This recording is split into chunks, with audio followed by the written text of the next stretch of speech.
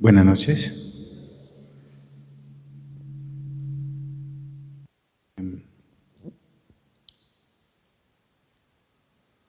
Les voy a colocar ese número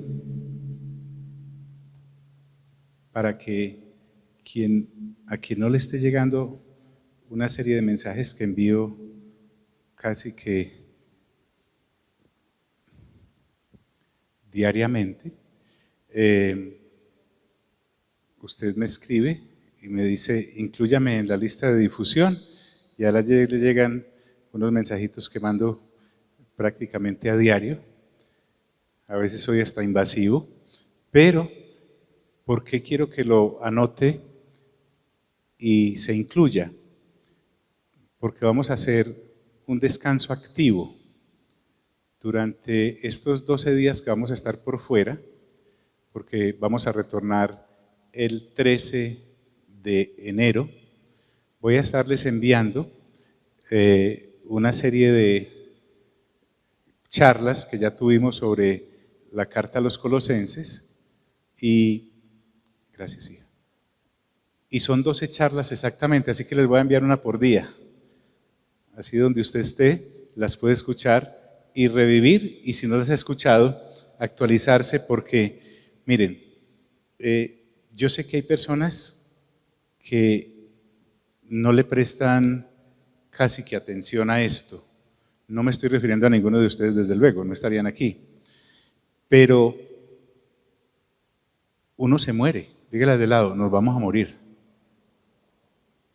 Y te garantizo que por todas las cosas, casi que el 99% de las que te preocupas ahora, en la eternidad no vas a tener ese espacio. John, entonces no me debe importar lo que ocurre aquí en la temporalidad. Sí, tenemos que ser responsables, pero nuestro enfoque es eterno. Y si algo pulula hoy en día, como veíamos la semana pasada, son las falsas doctrinas. Y estas falsas doctrinas están no viniendo de afuera, sino de dentro de las mismas congregaciones, predicadas por personas que tienen apariencia de piedad, pero niegan la eficacia de ella con sus acciones. Y además se alejan de la palabra de Dios de una manera tan olímpica que podrían participar en los Juegos Olímpicos y ganarían. Entonces usted y yo debemos practicar lo que Pablo le dijo a Timoteo: ten cuidado de ti mismo y de la doctrina que predicas, porque haciendo esto se salvarás tú y las personas que te escuchen, parafraseando. Entonces, usted, si quiere que lo incluya en esa lista de difusión, escríbame a ese número, por favor, le incluyo y le van a estar llegando los comunicados. Pero principalmente en estos días que siguen hasta el 13, esa conferencia diaria que usted va a apartar un momentico y va a quedar muy sólido doctrinalmente desde la carta de los Colosenses. Es fácil de entender. Miren, las Sagradas Escrituras no son complicadas. Lo que pasa es que si uno no las conoce, la ignorancia es la madre de la perdición. Entonces debemos cuidarnos en eso. Bien, quise retomar en Lucas capítulo 1 el por qué nosotros estamos desglosando el Evangelio de Lucas. El Evangelio de Lucas tiene ¿cuántos capítulos? A ver, 24, muy bien. Entonces, son 24 capítulos. Lucas se caracteriza por ser un evangelio en el que prácticamente ninguno de los capítulos es cortico. Aquellos que tenemos la disciplina de escuchar los 9 capítulos diarios, como el Espíritu Santo nos ha indicado como congregación local, yo no me responsabilizo por lo que hagan en otras congregaciones, pero esta es una congregación que tiene que acostumbrarse a que uno no vive de prédicas. O sea, una persona que viva de prédicas es una persona famélica en cuanto a el conocimiento de Dios y de las Sagradas Escrituras. Porque usted podrá escucharse una prédica o dos, y muy buenas, porque hay muy buenas prédicas, pero eso equivaldría a que usted comiera 2 veces a la semana, en lo físico. Se muere de hambre, se vuelve un anoréxico, pierde peso, pierde lucidez, cuántas cosas. Entonces, la idea es que usted y yo desglosamos las Sagradas Escrituras en una lectura juiciosa. Nuestro ánimo no es que usted se vuelva un teólogo, pero sí que sea una persona a la cual nadie le meta el dedo a la boca con la doctrina, que sea como los creyentes de Berea. En Hechos de los Apóstoles hay una congregación que se llama la Iglesia de Berea, y esta congregación se caracterizaba porque, miren quién estaba predicando en ese momento allí, el apóstol Pablo. Y esta gente era tan disciplinada que escuchaban a Pablo, le decían gracias, ellos iban a sus casas y verificaban si lo que el apóstol Pablo había dicho era conforme a las Sagradas Escrituras. Y una vez verificaban, venían y le decían, listo, puede continuar enseñando. O que usted sea como Priscila y Aquila. En Hechos de los Apóstoles usted va a encontrar que había un hombre llamado Apolos, era un predicador judío excelente, muy fogoso, y llegó a Corinto, llegó a una congregación y estaban allí Priscila y Aquila, esta parejita, y cuando escucharon predicar a Apolos se dieron cuenta de que le hacía falta algo porque no conocía sino hasta el bautismo de Juan el Bautista. Lo llamaron aparte y le enseñaron más acerca del camino del Señor, y a partir de ahí ese hombre pudo añadir a su predicación lo que le faltaba.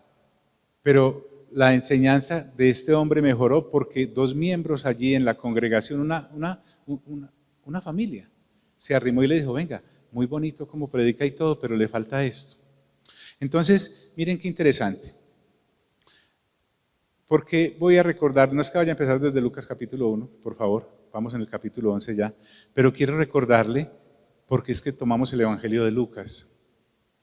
En el capítulo 1, versículo 1, dice Lucas, puesto que ya muchos, él está hablando de que había muchas personas hace 2000 años que habían sido testigos de muchos milagros del Señor Jesús, que le habían contado a otras personas de los milagros del Señor Jesús y de su resurrección y todo. Entonces Lucas comienza así porque es un maestro de la palabra y dice, puesto que ya muchos han tratado de poner en orden la historia de las cosas que entre nosotros han sido ciertísimas, tal como nos lo enseñaron los que desde el principio lo vieron con sus ojos. Dichosos, decíamos en alguna ocasión, los ojos que vieron al Señor Jesús en acción hace 2000 años, caminando en las calles bíblicas y enseñándole a la gente directamente. Lucas no fue un testigo presencial de los hechos del Señor Jesús, pero él tomó los testimonios de los que sí habían visto eso. Y quiero que usted se sienta como este discípulo de Lucas que se llama Teófilo, lo vamos a ver más adelante. La palabra de Dios es como una mina de perlas preciosas, de joyas, ¿cuál de todas más hermosa? Pero el Evangelio de Lucas se caracteriza, y el Hechos de los Apóstoles, que también lo escribe Lucas, porque él, de profesión médico, los médicos son muy organizados y muy metódicos, además son científicos. Desde ese punto de vista, Lucas le organiza a Teófilo los hechos del Señor Jesús después de haber investigado, de una manera tal que Teófilo no se podía perder. Entonces lo que quiero que pienses es que tú eres Teófilo, y allí en tu Biblia, en la que es de papel, te autorizo, porque no es pecado, a que al lado de Teófilo pongas tu nombre. Por ejemplo, yo allí tengo J, porque el Señor Jesús a mí me dice Jotica. Y cuando ingreso al Evangelio de Lucas, entiendo que fue escrito para mí. No veo a Teófilo allá hace 2000 años y a Lucas hace 2000 años, sino que el Espíritu Santo me lo está enseñando para que crea exactamente acerca de lo que el Señor Jesús hizo y realizó hace 2000 años y está súper vigente hoy. Y dice además, y fueron ministros de la palabra. Entonces, después de esta introducción, se la vuelvo a leer de seguido para que vea qué impactante es, puesto que ya muchos han tratado de poner en orden la historia de las cosas que entre nosotros han sido, ¿qué?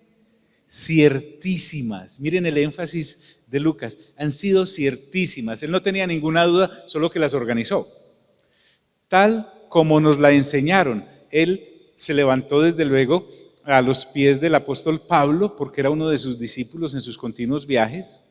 Es un hombre que cuando uno lee detalladamente la narración de cuando el ángel Gabriel visita a la Virgen María para contarle que iba a quedar en embarazo, me lo imagino a él como investigador yendo en su época a la casa de María a preguntarle cómo había sido eso, porque usted se dará cuenta que nadie detalla como Lucas lo que es la concepción en cuanto a lo que el Señor Jesús y el Espíritu Santo hicieron en ella. Entonces es un investigador tremendo. Cuando usted se arrima al Evangelio de Lucas, no lo haga de una manera displicente, entre como alguien lleno de curiosidad y que su curiosidad va a ser satisfecha y el conocimiento que va a recibir allí es ciertísimo. No entre con dudas. Tal como nos lo enseñaron los que desde el principio lo vieron con sus ojos y fueron ministros de la palabra. Entonces miren lo que Lucas ahora como personaliza la cosa, dice: me ha parecido también a mí. Es que Lucas dedicó todas sus capacidades para dejar esta investigación a disposición de los que el Espíritu Santo quiera instruir a través de las épocas hasta que el Señor Jesús regrese. Me ha parecido también a mí, después de haber investigado con diligencia. Es decir, le puso todo el esfuerzo, usó todos los medios a su alcance. Lucas no fue mezquino en cuanto a la metodología de investigación para dejarnos este médico precioso, médico amado, le dice Pablo. Este es un documento de los más valiosos que usted puede encontrar en las Sagradas Escrituras. O sea, si usted es una persona que tiene dudas en cuanto a los comienzos de lo que usted ahora está creyendo, vaya al Evangelio de Lucas. Después de haber investigado con diligencia algunas cosas desde su origen, ¿cierto? ¿Cuántas? Todas. O sea, él se dedicó, como cuando usted y yo íbamos a presentar los preparatorios en la universidad o la tesis. Usted se le desaparecía a sus amigos, si es un profesional responsable, pues. Se le desapareció a sus amigos, nadie volvió a saber de usted durante meses porque estaba investigando diligentemente acerca de la materia y quería hacerse experto en la profesión que se había dedicado a estudiar. Lo mismo debe ocurrir en nosotros. Es que en esto se me va el alma. Se me va el alma no solamente la mía, sino los que debo dirigir en mi familia, aquellos a los que el Señor Jesús le haya dado la posibilidad de nacer de nuevo por la obra del Espíritu Santo. Esto no es un juego, es algo supremamente valioso. O sea, en mi mente ya no cabe un padre de familia cristiano que tenga a su esposa y a sus hijos y él todavía piense que no tiene ninguna otra responsabilidad sino la de traer mercado y pagarles un arriendo o la cuota de una casa o darles transporte y vestido y que con eso cumplió, porque eso le enseñaron a uno en la casa. Es que uno no cumple con eso. La responsabilidad de un padre de familia es enorme, porque no solamente con su esposa trajo a la existencia unos hijos que nacen bajo la naturaleza caída de Adán. No, uno no cumple con eso. Eso lo hace cualquier impío, porque el Señor Jesús dice que hasta entre los malos se aman ellos. O sea, un papá cristiano debe ser un hombre que se ocupe en la instrucción de la palabra para su mujer y para sus hijos, abonándoles el camino para cuando nazcan de nuevo, y una vez nacidos de nuevo, con mayor razón. O sea, yo no soy un hombre que consigo una congregación donde seguramente enseñan sana doctrina y llego ahí y le dejo a mi familia, a ese cuerpo de servidores para que se los instruya. No, eso está out, eso es mañé, eso no es de parte de la palabra del Señor. Eso le corresponde a uno. Dice, todas las cosas desde su ¿qué? Desde su origen. Y miren, no solamente las averiguó, sino que las escribió. Después de haber investigado con diligencia todas las cosas desde su origen, escribírtelas, ¿por qué? Por orden. El Evangelio de Lucas es un evangelio que va por temas, no es necesariamente cronológico. El Evangelio de Lucas es lógico y cronológico. ¿Para qué? Para que los que lo lean queden completamente instruidos en el tema Señor Jesús y lo que vino a hacer. Y miren la decencia con la que trata a las personas. Oh, excelentísimo Teófilo. Teófilo significa el que ama a Dios, amigo de Dios. Entonces, este libro de 24 capítulos es la carta de navegación para un joven de 12 años. Mire, por ejemplo, que el Señor Jesús narra Lucas en uno de sus capítulos cómo era la costumbre de su familia ir a Jerusalén cada año. En una ocasión se les perdió cuando tenía 12 años y como era un paseo de olla prácticamente, se iban todos los de Nazaret que querían adorar a Dios y se vinieron a dar cuenta un día después de que el Señor Jesús no venía en la caravana de retorno y se volvieron preocupadísimos como todo papá y mamá a buscarlo y lo encontraron en el templo. El Señor Jesús no se había perdido, se les había perdido a ellos. Pero también en Lucas podemos encontrar una mujer llamada Ana que tenía más de 84 años.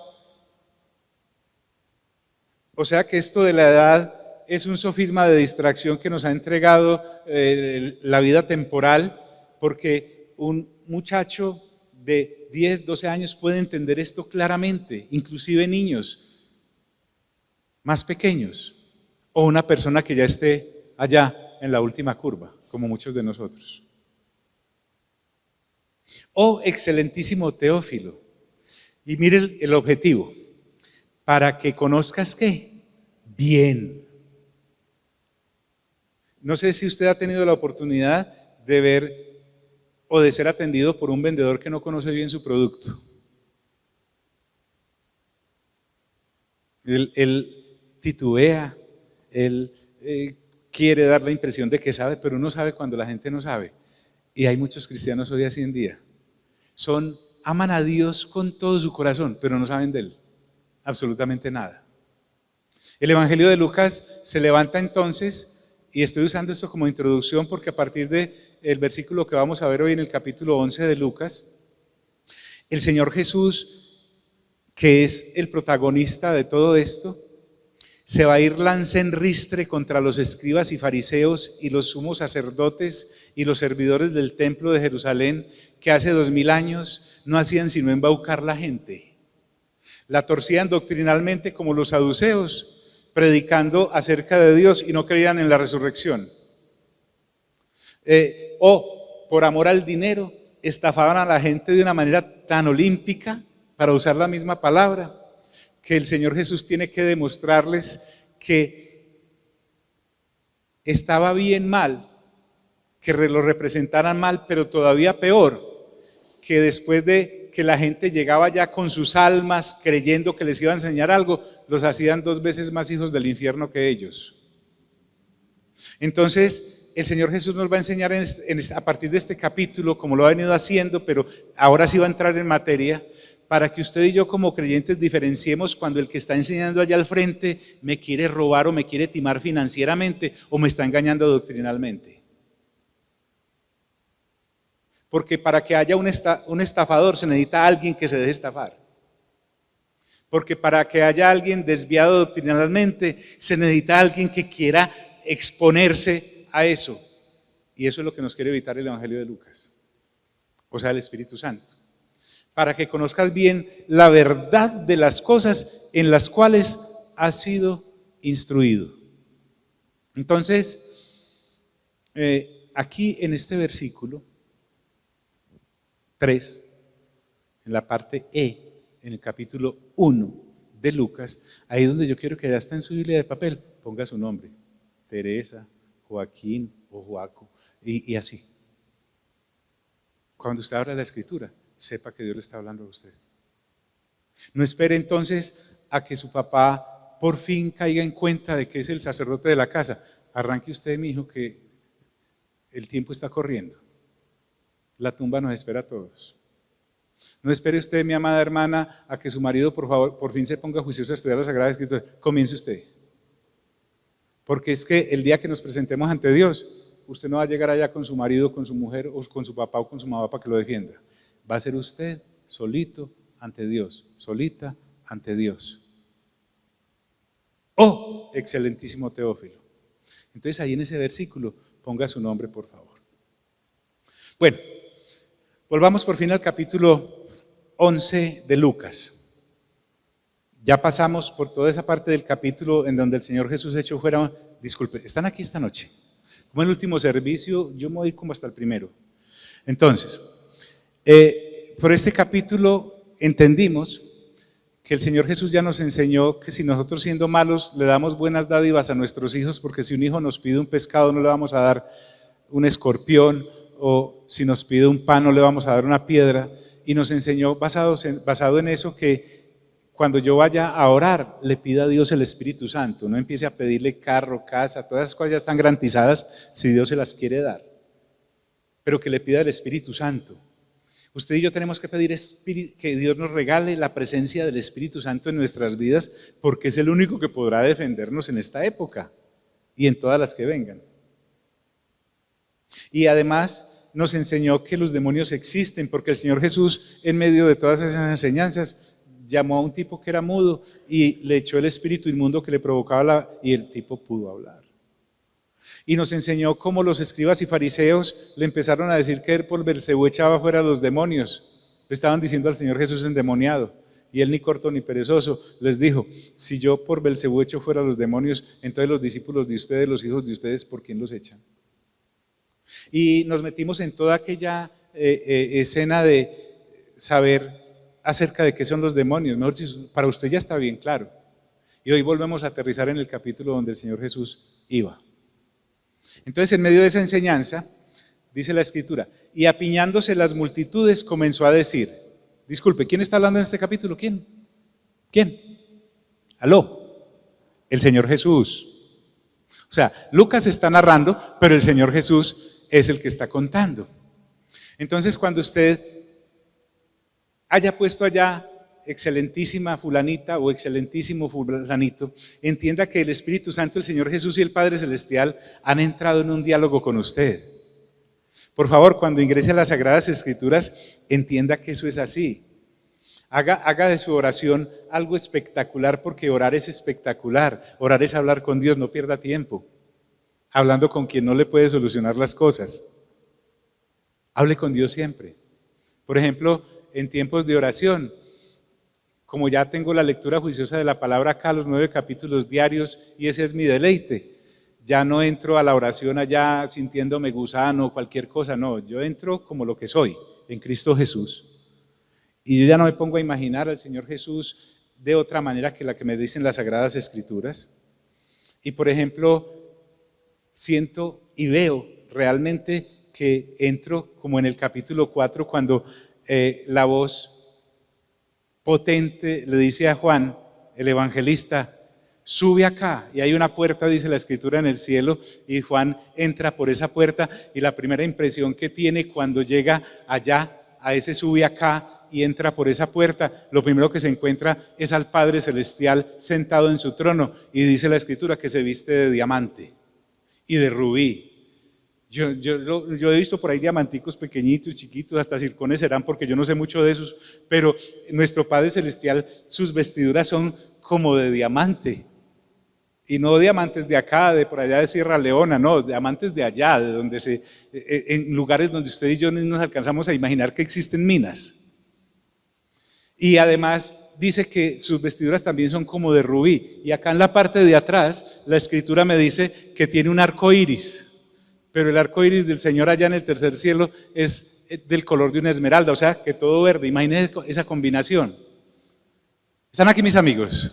La oración entonces se vuelve espectacular, porque yo puedo entrar ahí. ¿Por qué? Porque el Espíritu Santo me ha dejado las Sagradas Escrituras para que las escudriñe y vea cómo es relacionarme con Dios.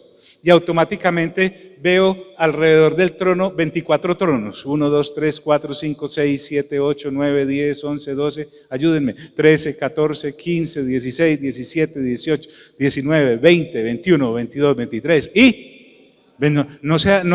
no pase por ahí, eso es que son 24 tronos. Y en esos 24 tronos hay sentados 24 ancianos. Y cada anciano tiene una corona de oro. Y además, si usted lee unos capítulos más allá en Apocalipsis, se dará cuenta que cada anciano tiene un arpa. Y además tiene un copón de oro donde dice que están todas las oraciones de los que somos hijos de Él y oramos para estarlas presentando constantemente delante de Dios. Y cuando creo que lo he visto todo, me acuerdo que las Sagradas Escrituras dicen que automáticamente alrededor de Él y de ellos también hay 4 seres vivientes, que son querubines, son serafines, son seres celestiales que tienen cada uno 6 alas y están llenos de ojos por dentro y por fuera, y además lo único que pueden decir es: santo, santo, santo, santo es el Señor. Y dice que uno de esos seres vivientes tiene cara de hombre, el otro tiene cara de águila, el otro tiene cara de toro y el otro tiene cara ¿de qué? ¿De qué? De león. Entonces imagínense todo eso, por favor. Con razón a la gente se le hace tan aburrido orar. Para mí orar es espectacular, porque estoy ahí. Es más, escuchen, eso que les estoy describiendo está ocurriendo en este preciso instante en el tercer cielo, porque la cosa ya es a otro precio. Pero la cosa no queda ahí, porque inmediatamente me doy cuenta que en el capítulo 5 dice que ahí está el Cordero, que es el Señor Jesús, el anciano de días, el león de la tribu de Judá, y Él también está ahí en ese escenario, ahí en el trono. Y dice que además, ahorita lo cantábamos, los 7 espíritus de Dios que representan al Espíritu Santo también están ahí. Y yo veo al Señor Jesús, el Cordero que fue inmolado, avanzando a tomar un rollo que hay en la mano derecha de nuestro Padre Celestial que está sentado en el trono. Hombre, eso es espectacular. Y no solamente ocurre eso, sino que además dice en el 5:12 de Apocalipsis que hay millones de ángeles alrededor de todos los que le acabo de describir. Eso es una multitud de multitudes. Y como si fuera poco, si humanamente me siento muy solo, avanzo al capítulo 6 y encuentro que debajo del altar que hay ahí en el trono hay una cantidad innumerable de seres humanos que fueron asesinados durante todas las épocas por creer en Dios. Y le están diciendo: Dios, ¿hasta cuándo no vas a vengar nuestra sangre allá en los que nos mataron en la tierra? Y entonces Dios los calma dándoles vestiduras blancas, porque estrenar es muy bueno, ¿cierto? Y les dicen: tranquilos, que es que todavía falta gente por llegar acá. Gloria a Dios, hermanos, eso es espectacular.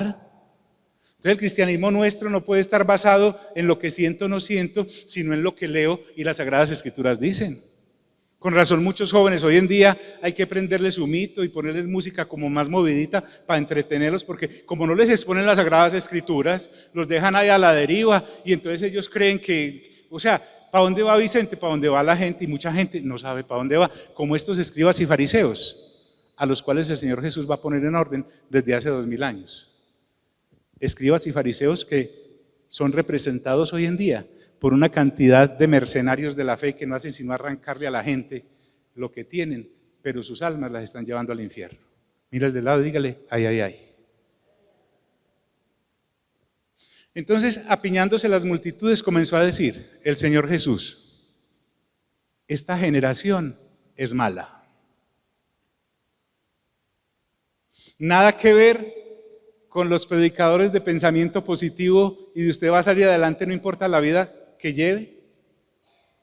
El Señor Jesús le dice a la gente: esta generación es mala. Y yo agregaría, si la generación de hace 2000 años era mala, en la que nos está tocando a vivir a nosotros es re mala. Y esto no suena como mucho a que este Señor Jesús quiere capturar la gente sin arrepentimiento. O sea, lo primero que yo experimento cuando llego a los caminos del Señor Jesús es que soy malo. Ese cuento de que las personas son muy buenas es falso, porque nacimos bajo pecado y cometemos pecados. Nuestra naturaleza es perversa desde los mismos tuétanos, por eso necesitamos arrepentimiento. Entonces el Señor Jesús le dice a aquellos, y van a ver enseguida por qué: esta generación es mala. Y disculpe, había 4 o 5. ¿Qué dice? Multitudes. Eso era una romería detrás de él. Esta generación es mala y demanda una señal. porque versículos anteriores la gente le decía al Señor Jesús como si fuera un superhéroe, hágame una señal. O sea, si realmente fuera Superman, le dirían, doble este acero. ¿Sí? Si fuera Flash, corra a toda velocidad. Ellos querían señales así. Querían que se abriera el cielo, o el Señor Jesús les mostrara a Leviatán o algo así por el estilo. Y el Señor Jesús, esta generación es mala y demanda una señal. ¿Quieren una señal? Listo, yo se las voy a dar. Y mire para dónde los manda. Pero señal no les será dada. ¿Ustedes quieren verme volar? No voy a volar. Y lo puede hacer. ¿Ustedes quieren verme caminar sobre las aguas? Ya anduve y se lo demostré a mis discípulos. ¿Recuerdan cuando vino la tormenta y el Señor Jesús vino caminando sobre las aguas? Bien. Además había hecho muchos milagros, había resucitado muertos, había alimentado multitudes, pero ellos querían algo más como que les aliviara esa sed de curiosidad que hay en la gente hoy en día. No importa si es joven o es viejo, vamos allá porque es que hay señales. Las señales es lo más peligroso que un creyente puede alimentar para fundamentar su fe. Pero bueno, les voy a dar una señal, la señal de Jonás.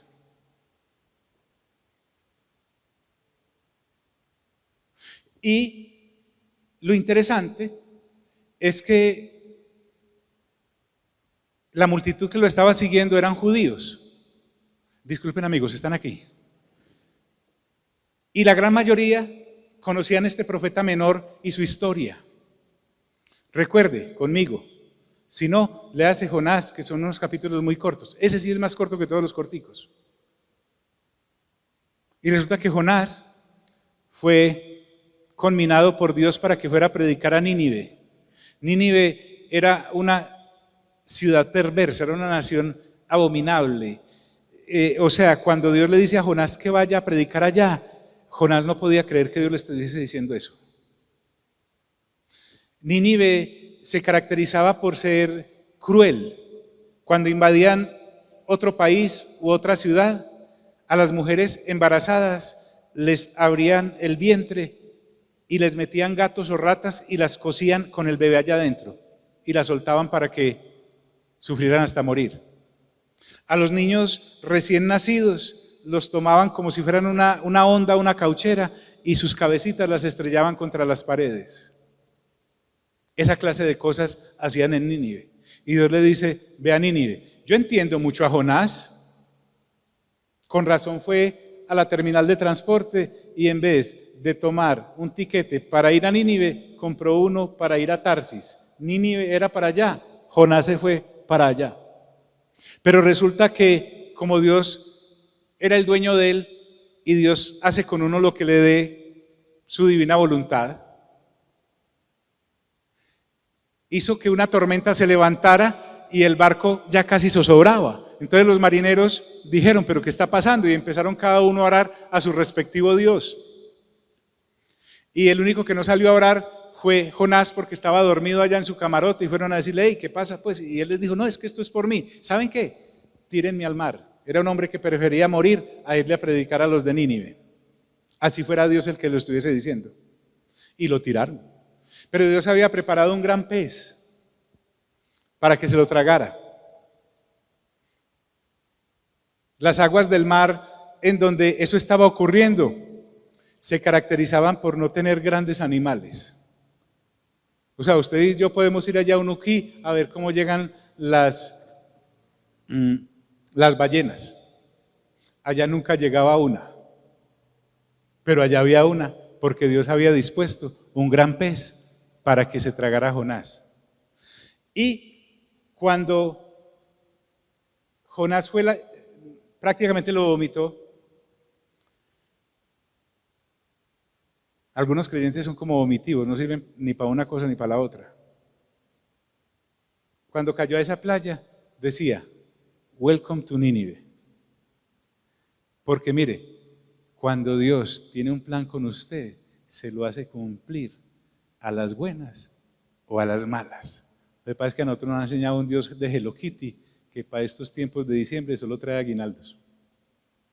Pero nuestro Dios es fuego consumidor. Y él fue y predicó. A colmo de males, la gente de Nínive se arrepiente. Léalo en casa, por favor. Es un libro supremamente emocionante. Lo que menos pensaba Jonás ocurrió. ¿Cómo sería que el rey de Nínive, más pagano y más malo que cualquiera que usted se imagine, decretó y dijo: toda la nación, desde los animales hasta los seres humanos, van a ayunar, creo que 3 días? Y Dios miró con agrado eso, hizo arrepentimiento y se salvaron.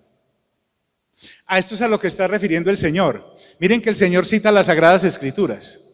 Lo que el Señor Jesús nos está diciendo hoy: ¿quiere tener señales de Dios? Lea la Biblia. O sea, yo no necesito señales extraordinarias para fundamentar mi fe. Cuando yo leo que el Mar Rojo se abrió, es una super señal para mí.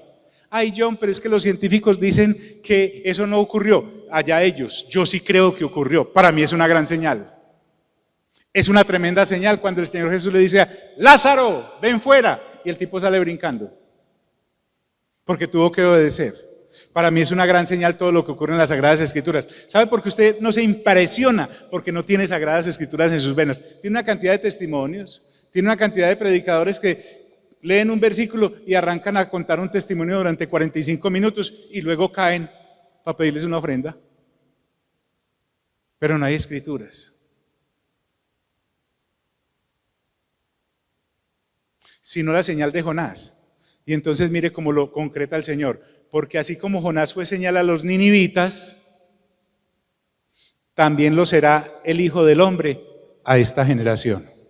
Diga conmigo: señales. Entonces, lo que quiero decirte en este último servicio del año es que si quieres señales, come Sagradas Escrituras. Porque el Señor Jesús, en vez de ponerse a volar como un superhéroe, los mandó a las Sagradas Escrituras.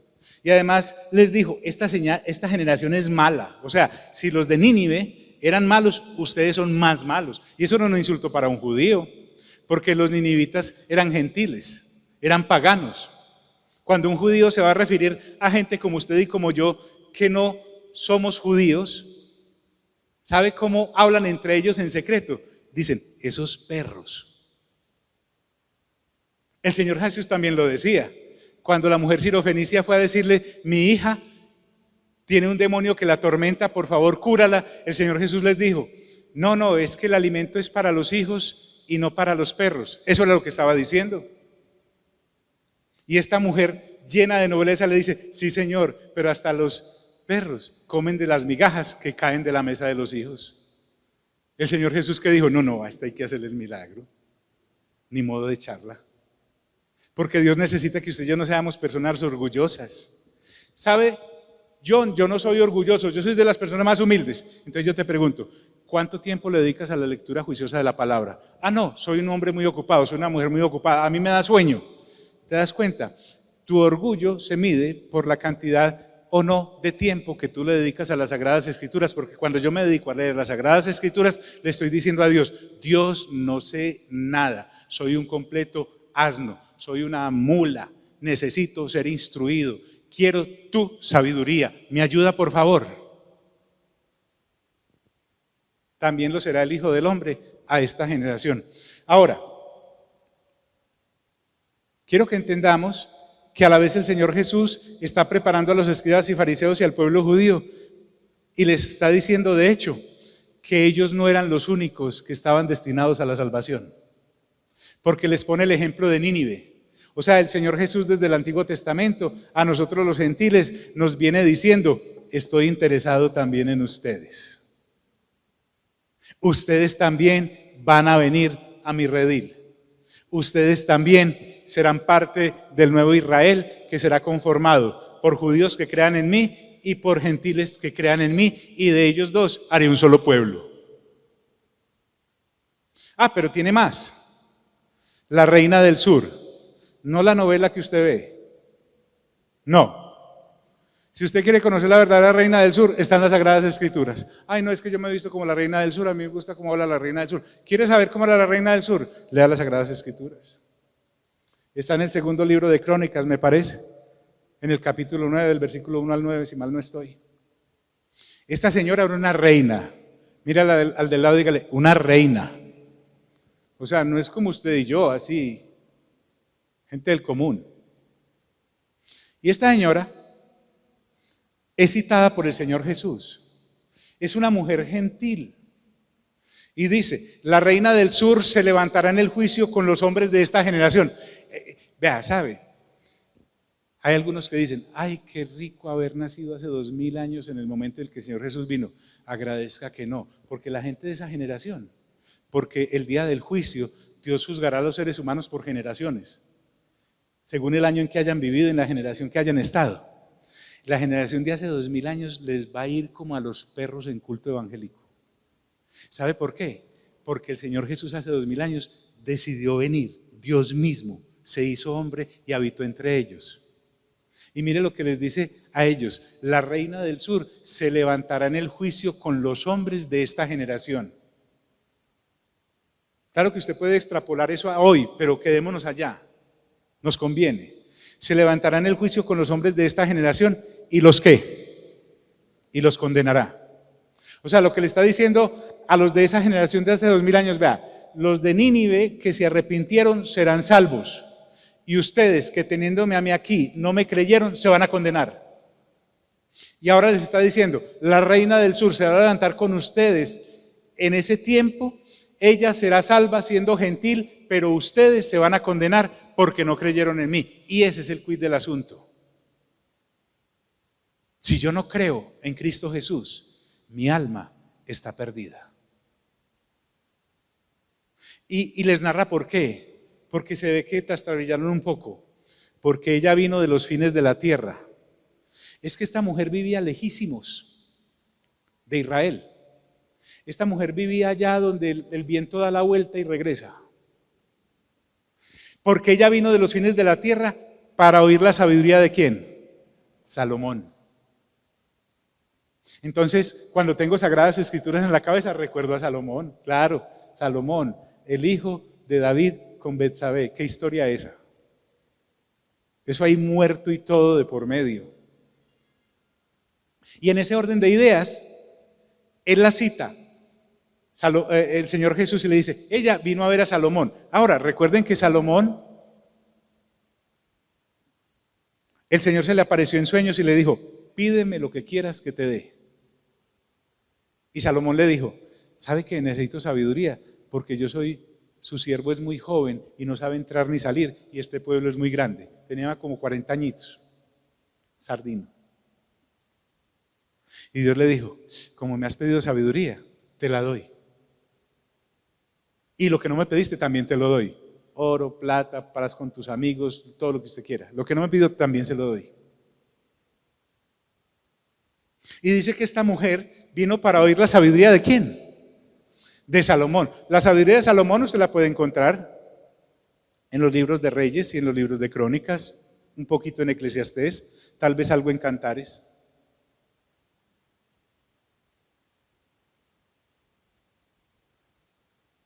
Él sabía de botánica porque sabía de las enredaderas que trepan por las paredes.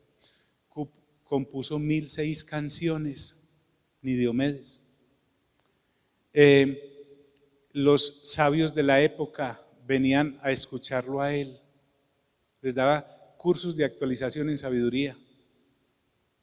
Salomón es citado por el Señor Jesús. Y miren lo que dice. Para oír la sabiduría de Salomón. Y el Señor Jesús les dice, y he aquí más que Salomón. ¿En dónde? En este lugar. Es que no hay nadie más admirable que el Señor Jesús. Usted podrá tener muchos ídolos hoy en día a los cuales seguir en las redes.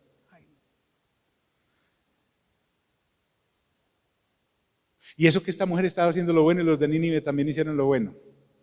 Y la gran mayoría de ídolos que los muchachos y muchos viejos también hoy en día tienen son gente de barro, dedicadas a la idolatría, a la promiscuidad, a los vicios, a la vulgaridad. Es terrible oírles.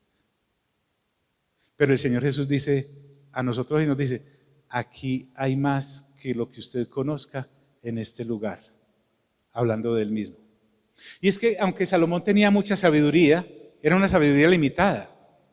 Salomón no sabía sino hasta la muerte.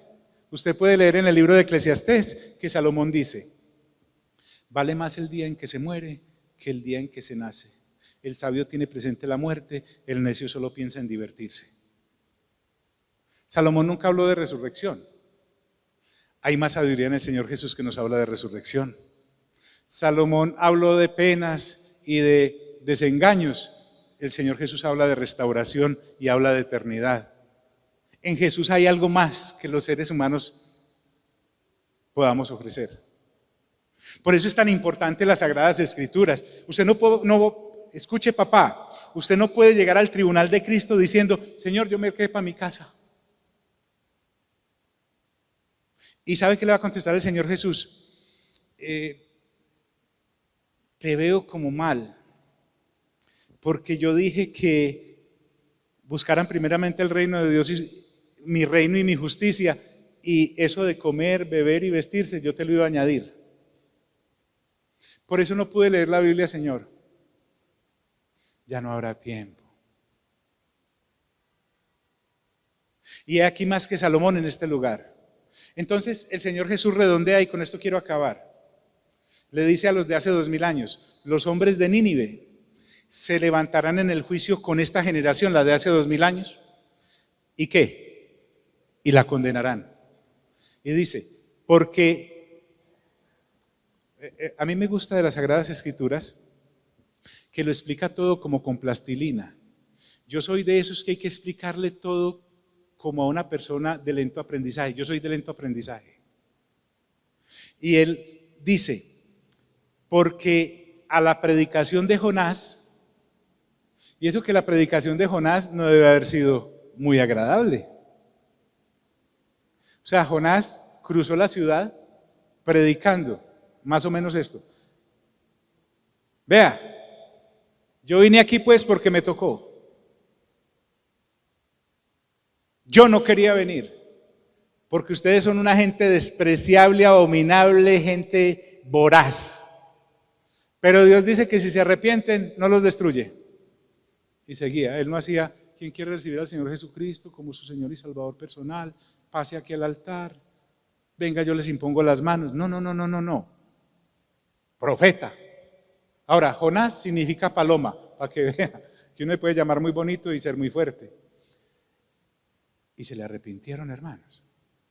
Hasta las gallinas en esa nación se arrepintieron, los conejos, todos. Es algo extraordinario. Las Sagradas Escrituras son fuente que salta con agua que nos lleva a la vida eterna. Pero miren qué importante esto, porque a la predicación de Jonás se arrepintieron. Y les dice, y he aquí más que Jonás. ¿En dónde? En este lugar. Ese es el Jesús que usted va a encontrar en las Sagradas Escrituras. Es más que cualquier sabio, es más que cualquier superhéroe, es más que cualquier Dios con D pequeña, es más que cualquier bruja si huele en escoba, es más que cualquier ocultista, es más que cualquier supuesto señor, así sea un gran asesino, es Dios. Y lo tremendo es que nosotros también vamos a estar parados ahí y vamos a tener que dar cuentas por esta generación a la que nos tocó. Permítame trasladarme al 2022 acabándose, empezando 2023.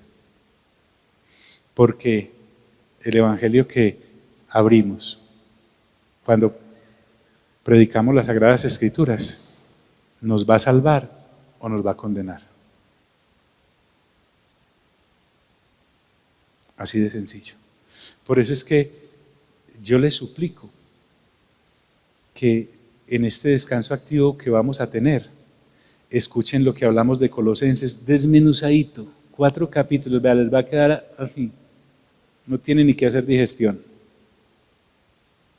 porque necesitamos estar plantados en las Sagradas Escrituras, porque es lo único, es la única carta de navegación, no hay más. Vamos a estar sobre nuestros pies. Quienes vayan a repartir los elementos de la cena, háganlo por favor.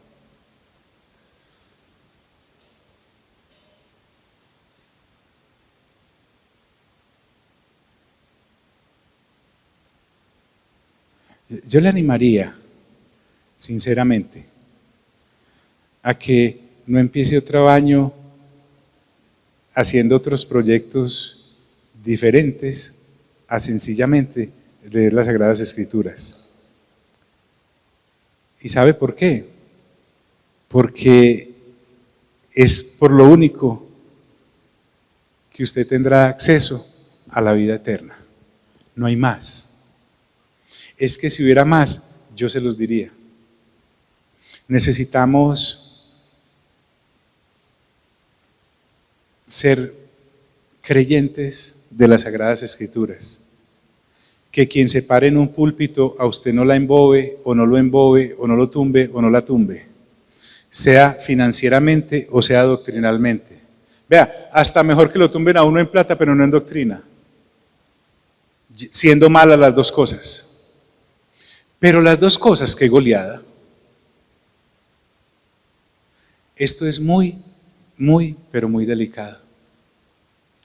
Entonces, cuando usted recibe el vino que está en esa copita y el pan, dice la Escritura que estamos recordando lo que el Señor Jesús hizo, y fue ir a la cruz del Calvario, dejarse matar, derramar su sangre preciosa, con lo cual nos redimió ante el Padre y nos puso en paz con Él, y que en sus heridas, las que fueron causadas en su cuerpo, hemos sido sanados. Y no se estaba refiriendo solamente a sanidad física, sino que fuimos sanados de ser una generación perversa. Yo le puedo mentir, es más, hay gente que es tan buena mentirosa que se miente a sí misma y se la cree. Pero cuando el Señor llega a nuestras vidas, gracias, hija, gracias.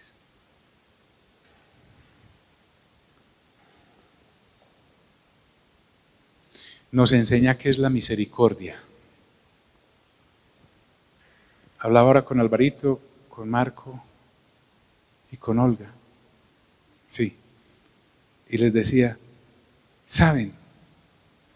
Vivimos, respiramos, comemos, nos vestimos, tenemos techo. Es por la pura misericordia de Dios. Y saben que misericordia es una palabra muy linda, muy hermosa, hasta romántica. ¿Ha escuchado la expresión, vea, a esa persona le tienen lástima? ¿La ha escuchado? Permítame tomar esa expresión. ¿Sabe qué? Nosotros vivimos gracias a que Dios tuvo lástima de nosotros, porque estábamos más perdidos, más embolatados. Y entonces Dios, yo creo que dijo, qué pesar de esa gente. No saben ni siquiera lo que es la sabiduría de Salomón, ni siquiera lo que es la humildad de la reina del sur. No saben ni siquiera lo que es que un pagano, bien pagano como los ninivitas, se arrepintieran. Pobrecitos. Y sabe que tuvo misericordia de cada uno de nosotros. Tuvo lástima. Y entonces ahí uno entiende cómo es esto. Vivimos gracias a la misericordia de Dios. Y eso es lo que Dios tuvo de nosotros en la cruz del Calvario hace 2000 años. Misericordia. Porque no nos dio lo que nos merecíamos, que era la muerte, sino lo que no nos merecíamos, que era la vida eterna en Cristo Jesús. Eso es misericordia. Y eso es amor. Entonces podemos comer el pan.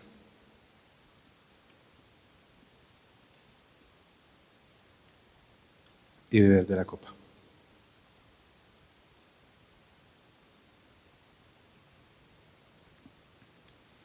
Amado Padre Celestial, en esta preciosa noche te quiero presentar a mi familia, porque somos todos tus hijos e hijas. y nos has hecho familia los unos de los otros en Cristo Jesús. Gracias, amado Espíritu Santo, qué soberanía. Nos has permitido nacer de nuevo, así como nacimos del vientre de nuestra madre la primera vez. Nos permitiste nacer del Espíritu y del agua, que es la palabra, de nuevo. Y hoy nos has reunido para darte gracias, como dijo la pastora, por este año de bendiciones completas, hasta lo último, Señor.